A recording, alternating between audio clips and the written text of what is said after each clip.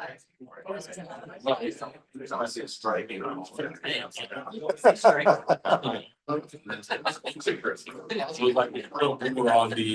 team together, I go. It's like just remember just to look at there, there.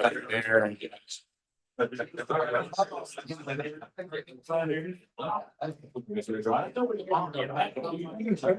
are you?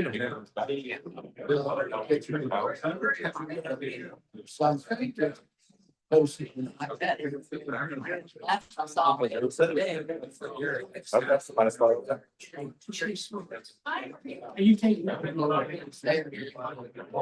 yeah.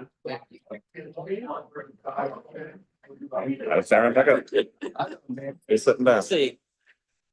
All right, welcome everybody. It's been a little while. Happy New Year. Happy New Year. Pardon my rust in leading this meeting. We got a good one for you today, though. Yeah. Here to do our prayer pledge and four-way test. Brad Scheib and Mark Little. Now your guys, please. Thank you, dear Lord, for this Monday. We thank you for those that were able to make it today. We ask that you watch over those that weren't able to join us. We thank you for the beautiful snow at the same time, Lord, to help those that may have been negatively affected by it. Of course, we know, Lord, that you're watching over all the conflicts that go on around us. But we do thank you for the gift and the grace that you give on us. And we just ask that you would bless this meeting today as we gather as fellow Rotarians. In Jesus' name we pray. Amen. Please join me in the pledge. I pledge allegiance to the flag of the United States of America and to the republic for which it stands, one nation, under God, indivisible, with liberty and justice for all. Now, if you join me in the four-way test of the things we think, say, or do. First, Is it true? second, Is it man all concerned? third, Friendships? fourth, All concerned. The accuracy of a Marine, huh? Chris, their seats up like yours. Yep, it's team two. I don't think that our fearless leader of team two is absent for that. Circle back on that later. Dues are due still. If anyone who had not paid by December 16th would have been terminated. So we can reactivate you, but see Tiffany and Susan for that, please. John. We have guests. Who guests? We have guests. We actually have some nice seating up here if you guys would like to have a seat. Front row. No, nobody wants to sit in front. Like church. Jennifer Inman is back with us. Where's Jennifer? Welcome back, Jennifer. You want to stand and tell folks what you do? Sure. I'm Jennifer Inman with the Kentucky Financial Empowerment Commission. We do financial literacy all over the state of Kentucky. My office is out of the state treasury. However, I am never there. We drove 55,000 miles providing financial literacy education last year. All of you have supported us in various projects and we appreciate that. We look forward to continuing to work with you and I'm delighted to be here today. Welcome, Jennifer. Our good friend and former presenter Corey Eimer is with us. Corey, you want to say hi? Good afternoon. Corey Eimer, the Associate Director of Workforce here at the Area Development District. Welcome, Corey. Elaine's in and where's Elaine? Elaine, did I get the last name? Close? No. No. Spell it for me. ZEISN.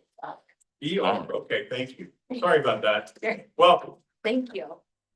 Tell us what you do. I'm the Communications Senior Manager for the Boone County School Board. Great. Welcome. Thank you.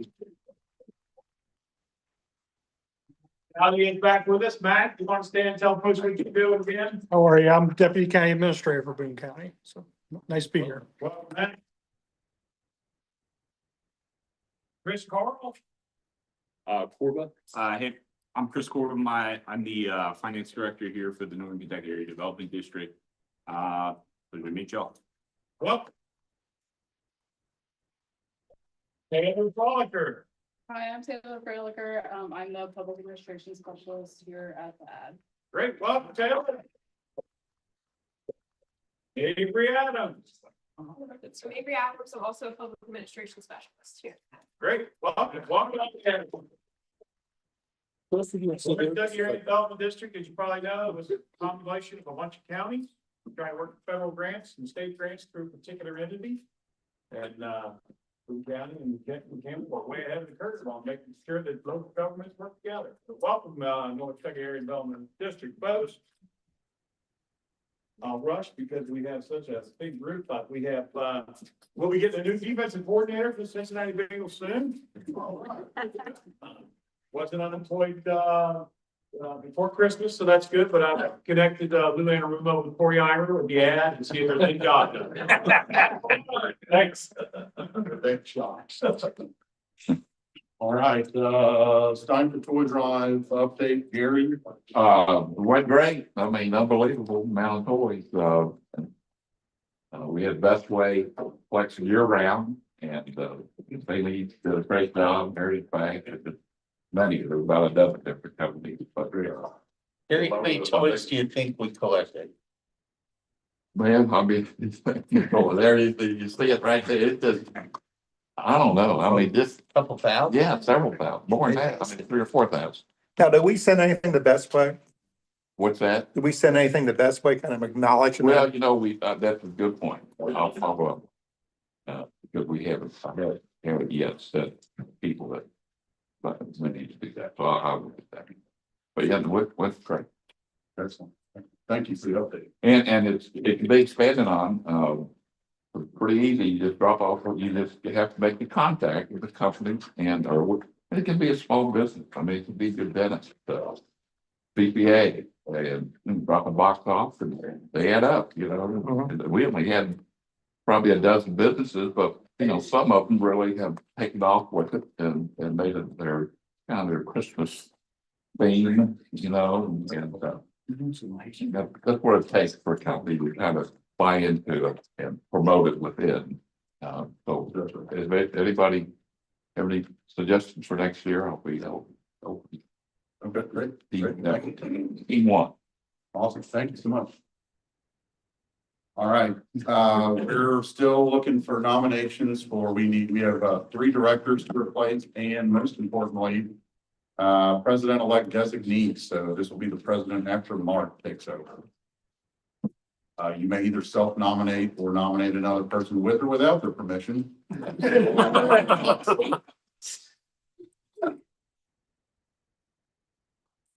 And then Teacher of the Year nominations are open until March 7th, and scholarship applications are also open until March 7th. So the celebration for Teacher of the Year is going to be actually at the Florence Event Center. The scholarship celebration will be here Monday, May 5th and April 21st. All right, we got some birthdays. Jim Ferguson in absentia. Rosie Badillo. Rosie, where you at? Happy birthday. And Randy Poe in absentia. Anniversaries, Gordon Turner, 2 years as a Rotarian. Me, 7 years as a Rotarian. And Mr. Stewart, that's got to be a typo. 66 years.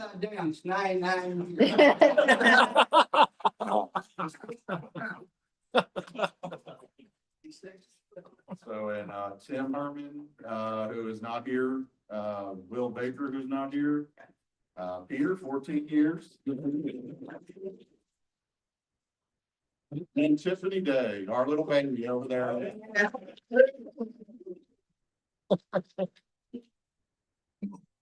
All right, save the date here in about 2 weeks. Leadership, Rotary Leadership Institute down in Lexington. I think they're giving you all 3 in one shot. And then, so the Brain Injury Alliance, which was a previous speaker for Rotary, is raffling off a collection of Pappy Van Winkle. So for $100 a ticket, you want to follow the QR code.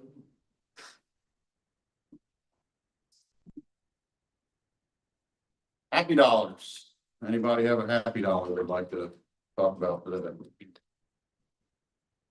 I got one already.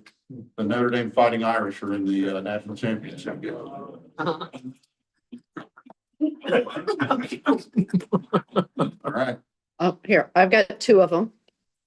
My kids were home for the holidays and we played lots of game of Clue. It was great family time, but they are back at school. And my second dollar is for the Boone County Public Works and all the private contractors that work their tails off cleaning our roads after these couple of years.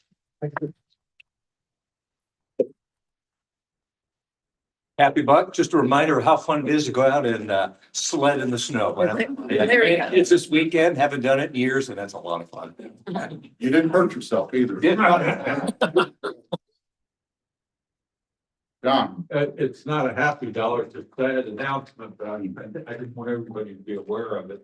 It's not, I think most people are aware that David Osborne passed away. And David goes way back. When I hired on the Florence Police in 1977, David Osborne was on the interview panel. Wow. He was a Florence councilman then, and he's currently a councilman. He was just elected, and just a model of what a public servant and a good Christian man should be. And it's really a loss to our community. Everybody, he worked for the county for a while. He worked for the city. He was volunteered at the airport when he died. So just a wonderful man. Senator, do you have any information about his visitation? I do not. Someone else might. I have not seen anything yet. I'm sure it'll be on posted soon. Yeah, let's see. they're just night before last, I think, right? So they're very reading everything out there. Well, I'll pass that along to email. Or something. I talked to his wife last night and he is being cremated and there would be a instead of a funeral, there would be a celebration later on. The date, she did not know last night. Thank you. All right, now for the main event, sneaking in the back door like Elvis. So, Matthew, you want to introduce our speaker officially, or he needs no introduction at all? The man, the myth, the legend.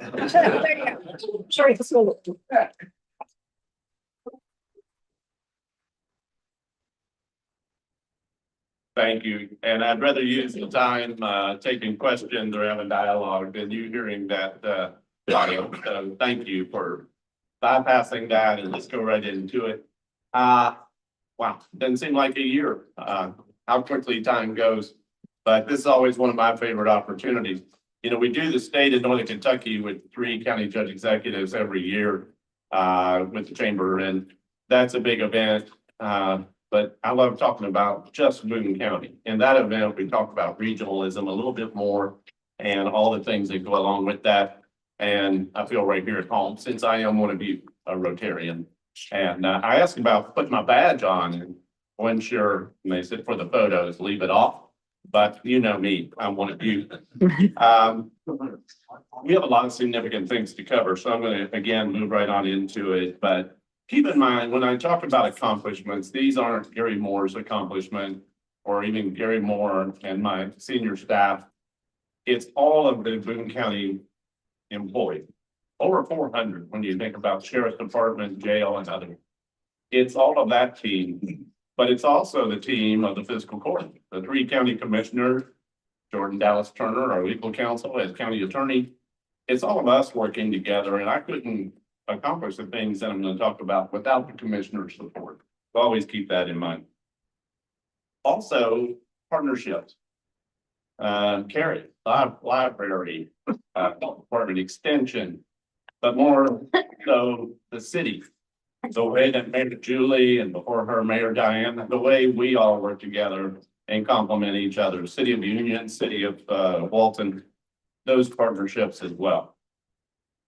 Our financial strength is what enables us to be able to pay for the things that we do, the capital projects and new buildings or new programs.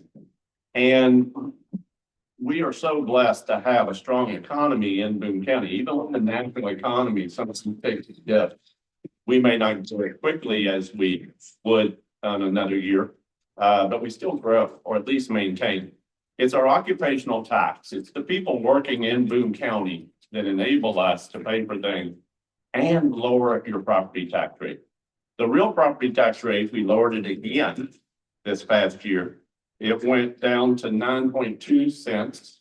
When I became judge executive in 1998, the property tax rate in Boone County was 11.2 cents. 11.2. It's now 9.2. Think about that for a moment, you know, with that amount of time passing. And yes, there's more real property has appreciated. But still, to be able to do everything we're doing and grow at the rate, it's that occupational license fee that enabled that. And it's people that live in Boone County, but work in Boone County that are paying much of that occupational fee. So we're importing dollars from other counties and Indiana and Ohio when people come in here to work. Our budget continues to grow because of that, all while we're lowering the real estate property tax rate. And it's that differential in our revenue coming in and our expenses that enabled us to do the many things we do. Capital project, the other things I'm getting ready to talk about. So keep that in mind too. It's not borrowing. We have zero debt. Think about that for a minute. County our size, with the many assets we have, no debt. We have the strongest bond rating of any city or county in Kentucky because of our financial strength. So when we do that, when I talk about that, that's what pays for it. We added 5 new deputies this year at the request of the sheriff. And with our growing county, we want to make sure we are a safe county, our safe community. We want to have neighborhoods, you'll have schools that are protected and plenty of public safety. We never want to get behind the dime on that. Our county jail, adding cost. That is a organization that continues to demand more of our budget dollars. Capital projects, the new animal control, animal shelter, animal carrying control, and the many things that came with that. Because we displaced the dog park, we had to relocate the dog park a little further out. Other capital projects. We began a program where we are improving our county roads, our rural roads. Border Road was the pilot project. That was the first one out of the chute. It was a 2-lane road at the front up by Walton Road Elementary, but it continued to taper back to where when you got back by Monticello and a subdivision back at the back end with very nice homes, it became a 1-lane road. So when you're going in and out with school buses and fire trucks but just day-to-day traffic, you couldn't pass each other. One vehicle had to pull over. So we took a look at that and used that as a model. How many county roads do we have like that? We know Eads Road, Wolper Road. Some of these other roads need improvement. We're always focusing on these big state routes, and our partnership with the state has been amazing. Senator Schickel and his colleagues working with them on these major state projects like widening Pleasant Valley Road, Mount Zion Road, new interchanges, Graves Road interchange, all of these things, major state projects. But our rural county roads are just as important, especially if you live on one or travel one. So we are focusing now on those type of programs. Of course, rural water. The commissioners and I just invested another 15 million in rural water 3.0. So people in this county that still don't have public water. But if you look at that list today, we're now around 98+%. All Boone counties have water. If you look at a map, it looks like maybe more than that. But those are they're not very dense as far as population. You might have 1 home per mile. But those are coming as well. So the projects continue to come. We continue to look for other funding sources like federal grants. We received a raise grant from the federal transportation to improve Limeberg Road and the Limeberg corridor as you go up toward the airport. I was reminded on my way here, when I turned, well, first I came through the underpass where Camp Burns goes over 80. Remember how bad that one was? We just zoom through there now and don't even stop.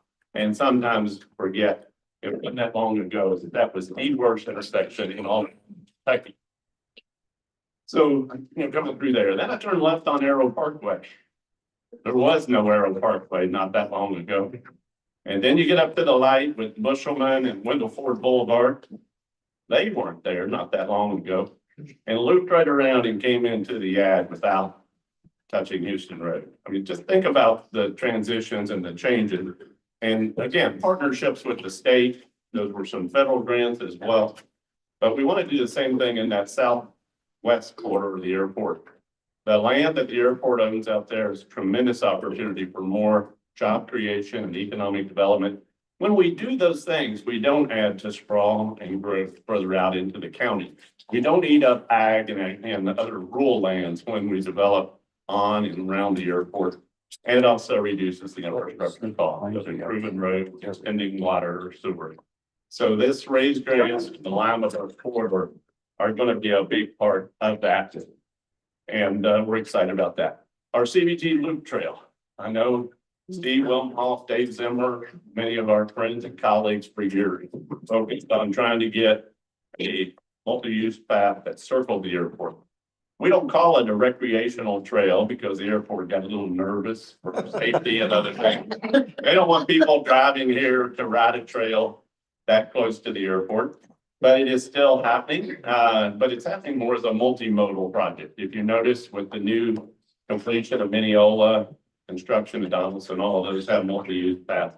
But as we built Arrow Parkway with no state funds, Arrow Parkway was built with county and some federal dollars. We did that multi-use path across that. And as we continue to circle the airport and look at the north-south corridor from North Point Elementary all the way to Ryle High School, multi-use paths, and there's many of them. We continue to do that as a priority. Our big challenges right now, workforce development. Corey's here running the NKY Works, which is an initiative that's the 3 judge executives working with the ad, working with Grow, working with Brighton Center and many other agencies and partners. Created. Corey's the executive director, wanted to be the chairman of that group. We have a meeting coming up soon. But Grow is doing some fantastic things in working with being able to try to address the workforce shortages in the area. Also, housing shortages. When we talk about workforce shortages, a big component of that is if we're going to have new attraction from other parts of Commonwealth or around the country to come here to be able to work these jobs, they need housing. And they need housing that's attainable. Now, when I start talking about this, the vision that pops into people's minds often is HUD, low income, apartments. That's not that's a piece of what I'm talking about, but it's not the total piece. When I talk about these things, I think about my kids, more specifically now that I've gotten older, my grandkids. Where are they going to live when they come back from college? Where are entry-level police officers and healthcare workers, firefighters? Where are they going to live?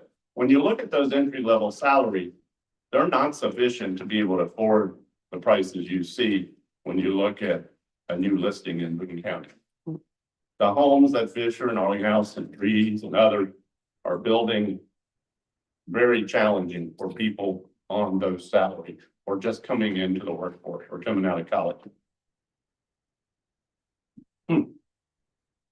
Got a pizza, all right.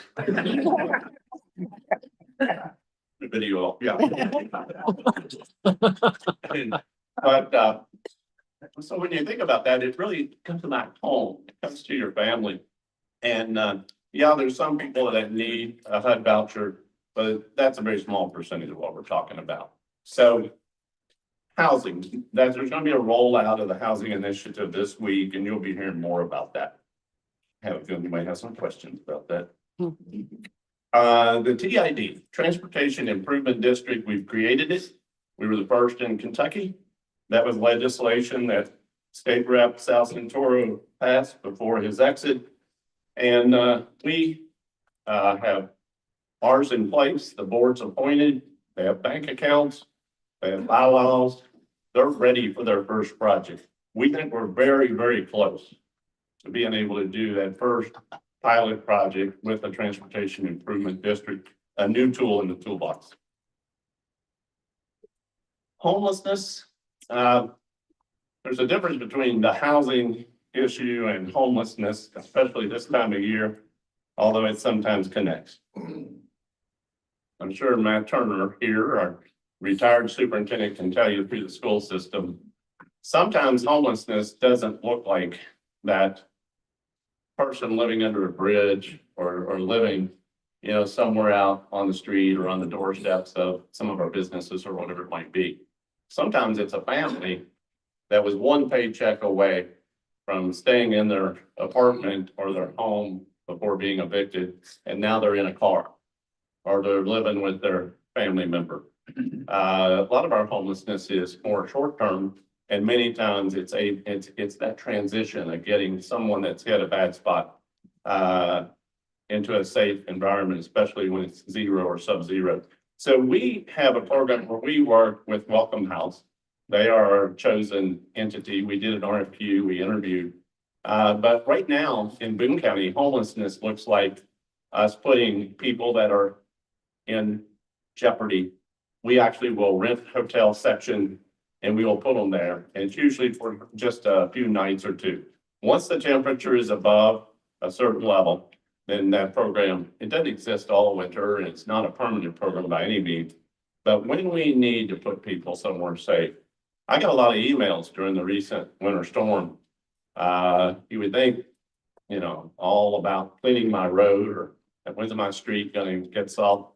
But I got a lot of people reaching out that were concerned about their neighbors or concerned about individuals that hit that bad spot financially. And we do have a safety net, but we need to do something more permanent. We need to have some programs, and those are some things that we're working on as well. Transitioning back to growth. Growth is good, but from a land use point of view, we spend a lot of time managing growth. There's a concept out there from some people that, you know, we just rubber stamp every proposal that comes to us from developers. We've been turning down a lot of proposals, and we have forever. But I think more lately, where we're hearing from our residents, we're also just acknowledging the fact that there's sometimes that a development is proposed to us and it's not the right fit. It's too much density, or it's going to impact traffic, impact the schools potentially, those kinds of things. So we are spending more time and being very disciplined in land use requests. We're still open for business. We're still growing. It makes sense when there's the right development for the right place at the right time. And again, sometimes it's housing that's needed. But we've been saying no more lately than we had been in the past. And I think too many times we focus on what we're growing or what we're doing and not necessarily where we went the other way. Here was an interesting stat.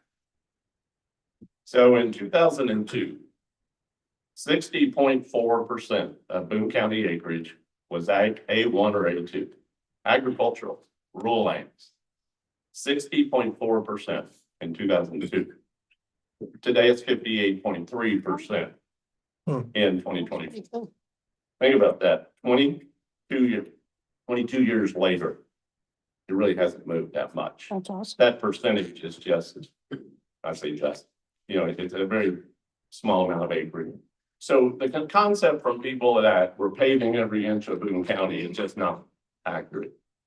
Yes, along the corridors that you travel, you may see more infill happening, but the sprawl is not happening to Western Boone County or to some of the Southern Boone County rural areas. So that percentage is staying very strong. Our airport is still our economic driver. The recent report showed $9.3 billion economic impact created by CBG. I already talked about using their land for development and growth, job creation. 9.3 billion.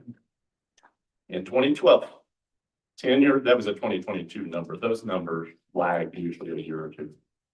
In 2012, 10 years earlier, that economic impact was 3.5 billion. In 10 years, 3.5, 9.3. And we benefit more obviously than anybody because of occupational taxes and other resources. The airport's become much more of a cargo airport, freight, moving of goods. and those type things. Passenger growth, though, is also substantially higher. As far as employments that originate here, that number is about as strong as it always was. Total passengers is way off from when we were a hub, but nobody left the airport. They went from plane to plane. But people walking in the front door of the airport that are local origination is the highest it's been in its history. So I'm going to wrap up. I want to allow some time for questions. You know, inflation's having an impact on us too. Higher cost means impacts on our budget. But fortunately, because we have a strong economy, we're able to absorb those. In closing, I just want to tell you, I love going to work every day. You know, I've always said, if I get to the point where it's a job or where I don't love it, it's probably time to go, but I love it. And when I talk about some of the things that we still need to get done, that's what drives me to continue to come to work each day, to work with our amazing staff and team. Matthew Webster, Matt Dowling, Rob Franksman, Elaine, Ziner, the whole team. We have an amazing staff at Boone County. And what they can do and what they can produce as far as projects, getting things in and out the door, it's just amazing. Love working with each of you and thank you for what you do. But I thank you for allowing me to continue to serve as your judge executive. It's been a blessing and I love it. All right, questions? I always see Pat's hand first, so I'm going to go to Pat. You're on deck, Pat. We already wanted to ask if there had been any more thought or movement in that north-south corridor that you spoke of maybe a year ago, from 275 down to I-71. You know, you had said there was some thinking in that direction. Central Parkway is what that's called. And thank you for that. Reminds me too, we're getting ready to update our countywide transportation plan for the whole county. And that's because many of the projects that came out of that last transportation plan have been done, or they're under construction, or they're funded. Now we need to think about what's the next wave. But the Central Parkway is from 2 transportation plans ago. It's a north-south highway right through the center of the county. Hebert exit, North Bend Road, following 237 to the overpass, down Pleasant Valley to the roundabout. But that's where it leaves. At the Pleasant Valley roundabout, Camp Ernst Lane would become 5 lanes going south to Hathaway Road, past Central Park, past the Cooper campus. 5 lanes, north-south, part of that north-south Central Parkway. When it gets to Hathaway, it begins to go cross-country. It doesn't go down Big Bone to the park. That's too rural. The road needs to be further east toward growth and development. Back in the woods behind your house. Not close enough to see it. But yeah, as I was picturing the map, I thought, oh, Brad lives there. But again, not to have an impact on our current quality of life. But it goes to the Verona exit. Verona exit. Think about it, if you're coming up from Louisville or Frankfurt and you're coming up, the interstate was never designed to be local traffic. It was for interstate travel. To have a parkway through the middle, if I could leave Burlington when I'm going to Frankfurt or to Louisville or even down to Gallatin County, wherever it might be, to be able to go straight down the middle of the county without having to go to Florence first, get on the interstate down and then back would be huge. And that's why the engineers and the citizen input in past transportation plans showed Central Parkway being a great need. And yeah, we're still working. There's 2 phases. The 2 sections of Camp Ernst are ready for design. Those are federally and state funded design dollar, but they're not let yet to the engineering firms to design them. We're making our case to the secretary, to the legislature. We need to get that design started. Should have been started a year ago. Still isn't. So that's a frustration. It's a need, but we want to get it done. Yeah, great question. This question actually comes from Patty. She said, ask Gary. And the question was, what's happening with the property that 237 and Conrad Lane? Maybe it's a trout property. Trout, yeah. Apparently it's a mega development type of thing or mixed development type of thing. Well, what all is going to go in there? Yeah, it's a very, very unique project, and let's see, we've done first reading, but not second, so I have to be a little careful because I've done so. But what they are proposing is it's zoned I-1, and that's confusing people. It's really not an industrial building. It's more of a commercial building.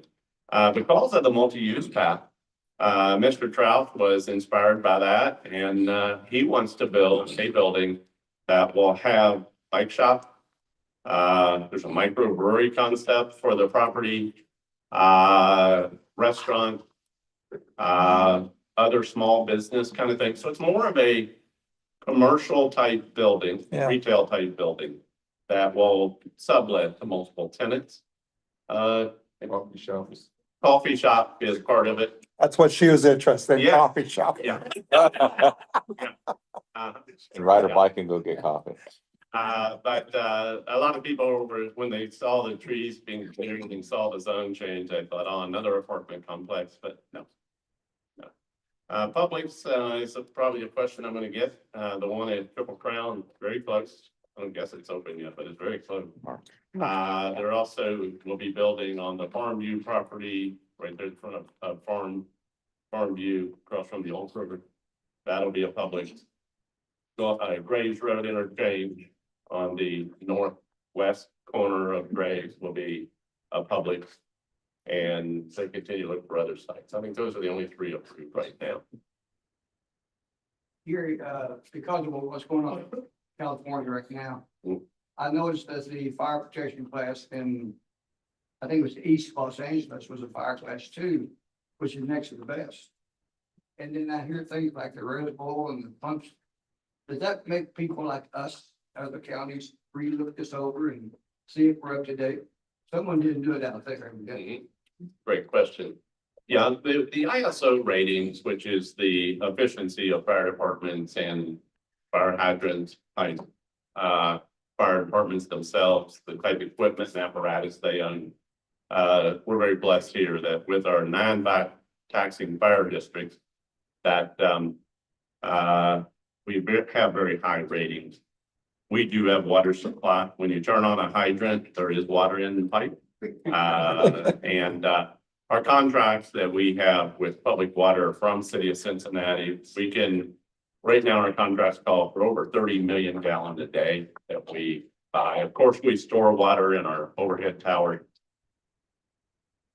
And I watch that and I'm conflicted a bit. I'm thinking you have 100-mile-an-hour Santa Ana winds that are sweeping the fire across the landscape. I don't know, could you ever be totally prepared for that? I think the locals are getting a lot of criticism, and I don't know that you could be. But at the same time, basic service, having water in the pipes is huge, and we do, and we would. Our emergency management planning that our emergency management team does here with fire and law enforcement and state, federal agency. I can't say we're prepared for anything and everything, but I feel pretty comfortable that we've done the basic and we will continue to do the basics to make sure that we are ready. But it's very unfortunate. Our thoughts and prayers, of course, go out. When I see the news, the national news, one of the ladies you often see is Catherine Barger. She is a LA County, they call them county supervisors instead of county commissioners. But Catherine's a friend of mine. I know her from NACO. And I haven't texted her or called her because she's too busy. But my thoughts go out to them. You know, the natural disaster that they're facing, man-made and natural disaster, is heart-wrenching. But we try, and I do think fire-wise, we would be very well prepared. Yeah. Gary, I am very proud of our AED project that we put together. I wanted to hear if there were any success stories from the Boone County Sheriff's Department. Well, and thank you, Dwayne. I had a note that I penciled in here. I am so excited what this chapter, what this club has done with the AEDs. And we know there have been 2 lives saved. One of them was here in Florence, correct, Ian? Yes. I lost you. Over here. Yeah. One of them was right here in Florence. The other one was in Campbell County, I believe. The partnership that of what you've all done, St. Elizabeth, huge, other. But when we talk about disaster planning and all the big things like that, also being prepared for that individual need of an individual life being saved because of something you all did as a partnership with the community. Thank you to all of you for supporting the AED project. I believe that's the closest to home example, the one here in Florence, where it was used. I know we have some personal testimony as well about how important these things are. So I attended the comprehensive plan session over in Union. Maybe you want to talk about how us as a community can give input into that plan? Yeah, the county is finished with the goals and objectives. So now we're into the elements of the comp plan. And in the elements is when you actually get into the land use maps eventually, the text and other things. So still a need and still an opportunity for each of you to weigh in with the planning commission. It's now at the planning commission stage, not the fiscal court stage.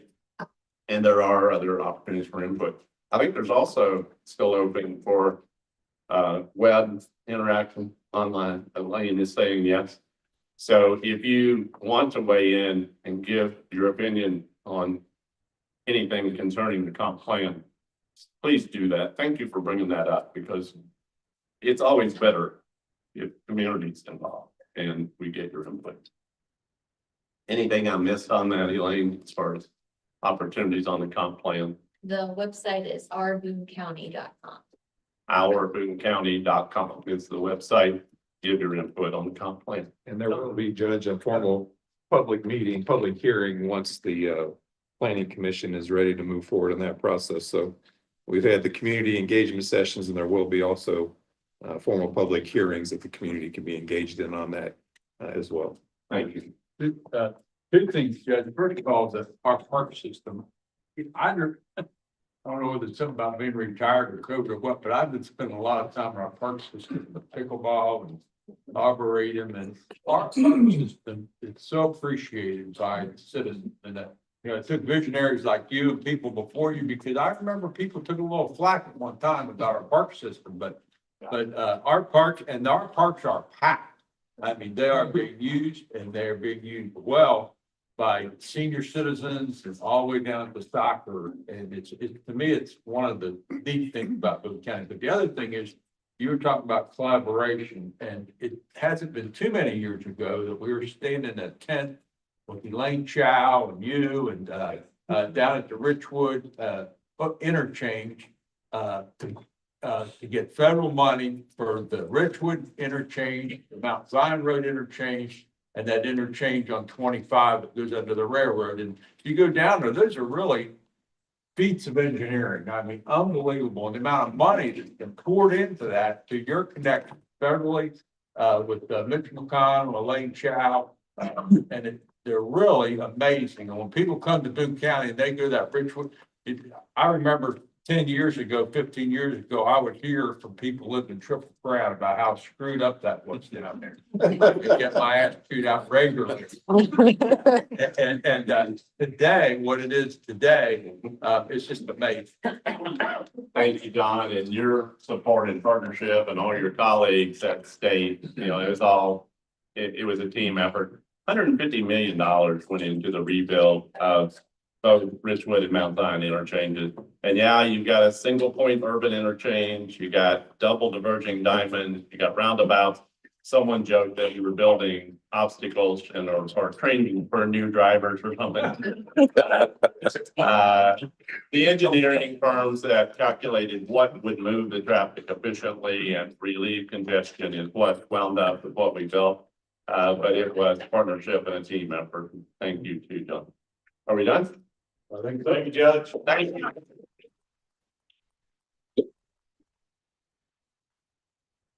Oh, double hug. That's all. I didn't want to get tired. I think I speak for a lot of us in this room when I want to thank you two for, you know, I'm a Boone County resident, born and raised. Between the city of Florence and the county, I barely ever have to leave because of all the things that we have here.